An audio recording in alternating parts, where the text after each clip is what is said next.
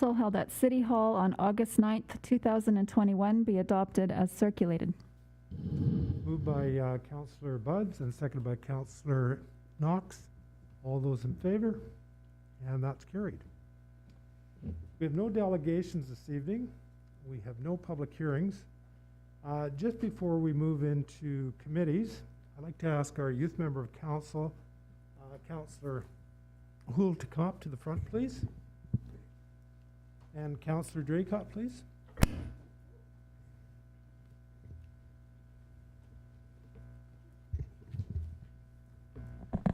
So this will be the last council meeting that Councillor Houle is attending as our youth member of council. She's completed her year, and I think it's probably been the most challenging year any youth councillor has ever had, or this council has probably ever had. Jacinda has been our 6th youth member of council. I think she's done an outstanding job of making the very most out of a very challenging year. We're going to get a report later from her final report. And she's done a tremendous amount of work. So on behalf of the council, I'd like to present you with this token of our appreciation for all the work you've done here in Portage la Prairie. Thank you very much.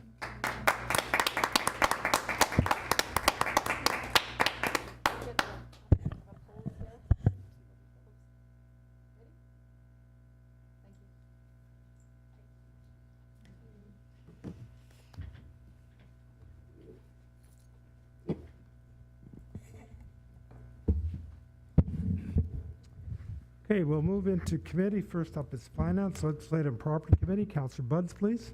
Thank you, Your Worship. Your committee has nothing to report at this time. Thank you. City Planning and Economic Development, Councillor Meyer. Thank you, Your Worship. City Planning and Economic Development Committee has nothing to report, although there is an item in new business later on in the agenda. Thank you. And Community Service Committee, Councillor Draycott. Thank you, Your Worship. Nothing for Community Services Committee at this time. Thank you. And Councillor Wall, Waterworks Committee.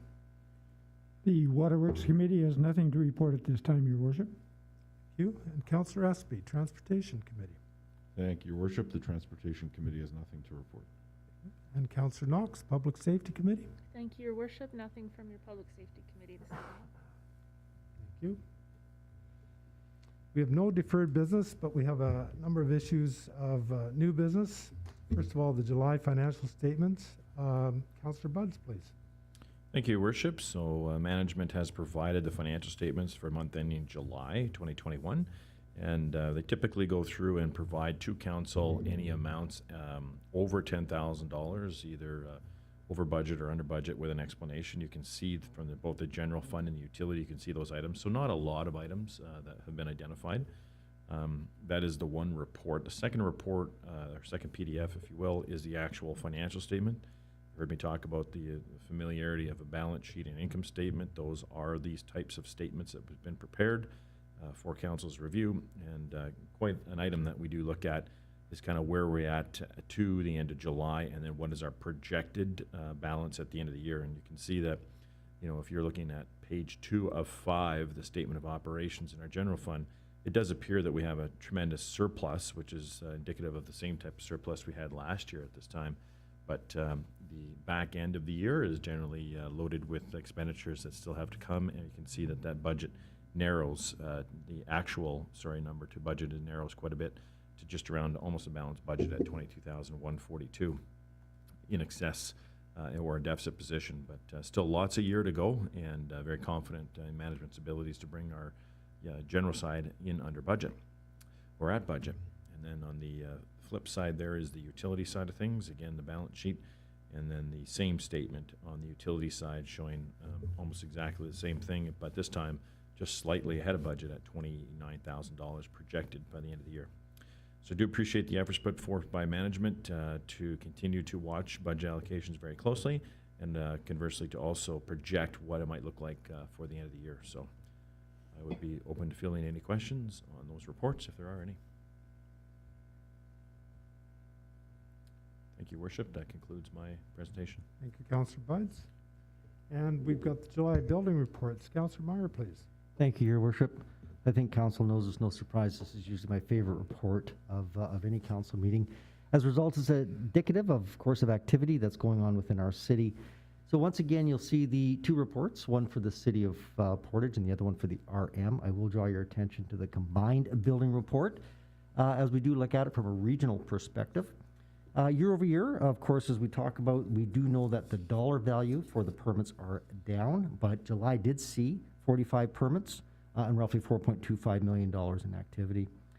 The permits have been roughly stable for the percentage that have been issued, so 95% of last year's numbers of where we're at on year to date. Residential is very similar from over year, except we do see a bit of a decline in some multi-unit permits, which is not uncommon. And commercial, as we talked about the last time, there's a large increase in new builds, which again is indicative of the economic activity within the city. One thing I just want to point out that's kind of a note, maybe a cottage industry, I'm not sure, is that there's a significant increase in RTM. So it's kind of nice to see some of that activity going on as well. So at that end, there's been 216 permits for roughly $29 million in values compared to 227 last year for $92 million. And of course, the biggest difference is just in the industrial new permits from last year. And that's my report. Thank you, Councillor Meyer. Next item of new business is the Youth Councilor's second quarter report, and this is Councillor Draycott, please. Thank you, Worship. As you stated, we do have our youth counselor here this evening to give her final report for us. I would welcome her up to the podium.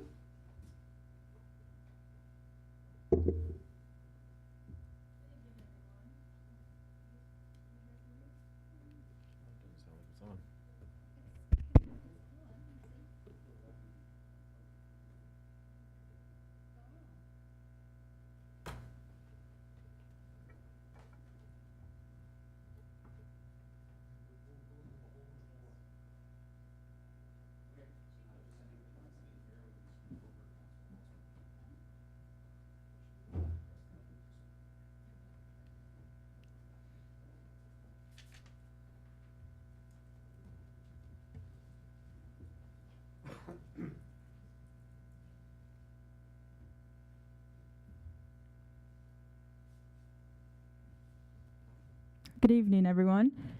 Before I get started on my report, I just want to thank you for the opportunity that I've gotten here. It has been a huge honor, and I've learned so much. Position here as the Youth Council, and I'm happy. I was glad to represent Indigenous youth in the community, youth in general. So I want to thank everyone for all of that.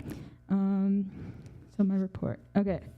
So I started work at RC with Cornell Paget and the Portage Urban Indigenous Peoples Coalition. I hosted a virtual youth gathering on Zoom featuring TikToker and social media influencer Sherry McKay. I attended the Treaty 1 flag raising ceremony on June 21st for National Indigenous Peoples Day. And I attended the commemoration for the Kamloops Residential School children at the former residential school in Portage. Also took part in the commemoration at the high school. I started up my youth group with a couple of students from the high school. I also, with PCR, I distributed 150 food/cleaning hampers with PCRC and co-op for urban Indigenous families living in Portage. We just recently put together around 60 or maybe it was 40 Moontime kits for women and girls in the community, and we gave them out. I also did an article with Cornell for the headliner about educating the community on the Kamloops residential school children, and I also did another article with the headliner about being the first Indigenous valedictorian at my school. I joined the CBYF team as a youth intern, joined the Rock Board as a youth board member. I'm a student at PCC. I taught POW dance lessons for students at North Memorial on National Indigenous Peoples Day. I also visited the Family Abuse Prevention Center on National Indigenous Peoples Day. Attended the CPAWS, which is the Canadian Parks and Wilderness wilderness camp in Fisher, represent Portage with 11 of the girls across Manitoba, and I also did virtual power dance lesson with Michelin Berard. And from my report. Perfect. Thank you for your report. Any questions for Councillor Wu? Seeing none, I would just like to reiterate the mayor's words previously. Thank you very much for your dedication to your community and for the youth in our community over the past year, and we appreciate all the work that you've done on behalf of City Council as our youth member for this past year. Good luck for your future endeavors.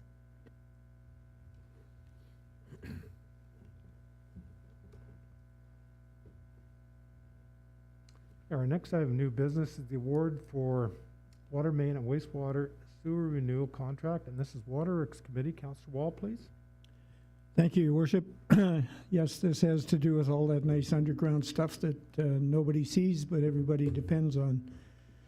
This is the award of the tender for the 2021 water main and wastewater sewer renewal contract, 21-OPS-029. The tender was advertised on the city's webpage, on MERCS, with the Construction Association of Rural Manitoba and with the Winnipeg Construction Association.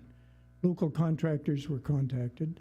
2 tenders were received for opening on Tuesday, August 24th, 2021. Sustainability factors and pricing were evaluated and are listed above. The pre-tender estimate for this work was $650,565, and the low bid, net of GST rebate, is $663,145. The contract consists of the following work: 266 meters of 200 millimeter PVC white wastewater sewer on Seneca Street, 229 meters of 150 millimeter PVC water main on 6th Street Northwest, 6th Avenue to 7th Avenue, and boulevard and road restoration work.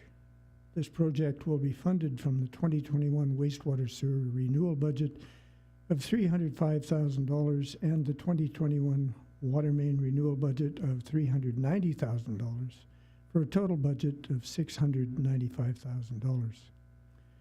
The contractor has indicated that work will begin on Seneca Street sewer as soon as possible and continue as long as weather allows. The remaining sewer and water renewals and final asphalt repairs will be done in summer of 2022. The administrative recommendation is, and I so move, that the Council of the City of Portage la Prairie award the 2021 water main and wastewater sewer renewal contract as specified in tender 21 OPS 029 to Toll Construction Limited for the tendered price of $663,302.25, excluding GST. Moved by Councillor Wall and seconded by Councillor Draycott. Any questions or comments on the motion?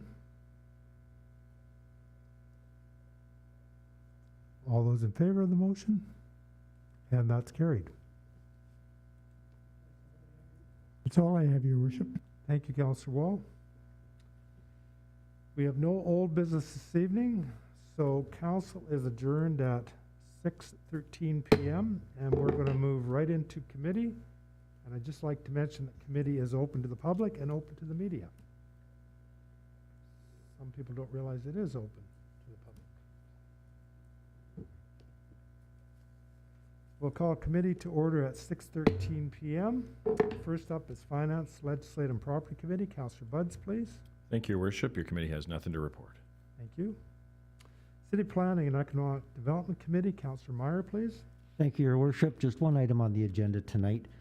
Council in front of you, and for next council meeting, I will be bringing forth a report to council in addition to an administrative recommendation. The issue is the consideration of the application for the consolidation of 2.88 acres with 0.58 acres into a 27-unit bare land condominium. The background is there for your information in regards to the subdivision map 1, which is a drawing and a satellite version of it for map number 2 as well. Just for information, is the subdivision proposal does generally conform to the development agreement, and the information is there for yourself as well. So there's no questions right now. That will be coming through to council at the next council meeting, unless there's any questions you have right now. Seeing none? Okay, thank you, Councillor That's the Meyer. end of my report. Thank you, Your Worship. Next item of business is Community Service Committee. Councillor Draycott, please. Thank you, Your Worship. Much like Councillor Meyer, I will be bringing forward a report to the next council meeting as well for the renewal of the lease agreement with Centennial Community Club, Inc. And we are looking at renewing our lease for the BDO Center for the community, formerly the Centennial Arena, to CCCI. We've had an ongoing lease since 2010, and both parties are looking to renew the lease for a further 5-year term with no changes to the current terms as outlined by the accompanying agreement. And of course, the lease is attached there for council to peruse. If there are any questions, I can venture to answer now, and we will be voting on that next meeting. Councillor Budge, you had a question? Yeah, just a couple observations in the lease. Council's had a discussion on this. I think that there was some commentary from management that in fact the city did not provide content insurance, but by the way this lease reads under 14B, it kind of appears that we might be. Is that your thoughts, Mr. Pito? If we can get that confirmed prior to our next council meeting. Through your worship to Councillor Buds, I'll confirm that with our insurer. Okay. Secondly, I think that there has to be some rewording on the rights and obligations section. Number 5 basically says that the CCI will have the use of that facility, and that practice time for ice, secondary for games and additional tournaments that cannot be played at Stride Place due to unavailability of ice. That is not that I don't really have any issues with it. The terms of the agreement is not accurate, because that's not what happens with users. They don't first go to Stride Place to see if it's available. If it's not available, then they go to the other building, BDO. That's not what's happening. People will call them for direct rental. So some wordsmithing has to be done on that. And then currently on number 13, I was just wondering if we did get this report, because I did not see it. They are supposed to provide an annual report which identifies the use that has been made of the arena, the rates charged, and the income received, expenses paid, and an estimate of the uses and expenses for this upcoming year. I'm just wondering if we've had that condition met of the lease agreement, because I have not seen that. In fact, ever, I don't think. Through your worship to Councillor Buds, I haven't seen that report either. Besides the community grants, I believe they provide some financial information, but in terms of their overall report as you described it, I have not. Okay, if we can have all that for our next meeting, that'd be great. And that is all I have on committee this evening, Your Worship. Thank you, Councillor Draycott. Waterworks Committee, Councillor Wall, please. Waterworks Committee has no report this evening, Your Worship. Thank you. And Transportation Committee, Councillor Espy. Thank you, Your Worship. The Transportation Committee has nothing to report. And Councillor Knox, Public Safety Committee. Thank you, Your Worship. Nothing from public safety this evening. Thank you.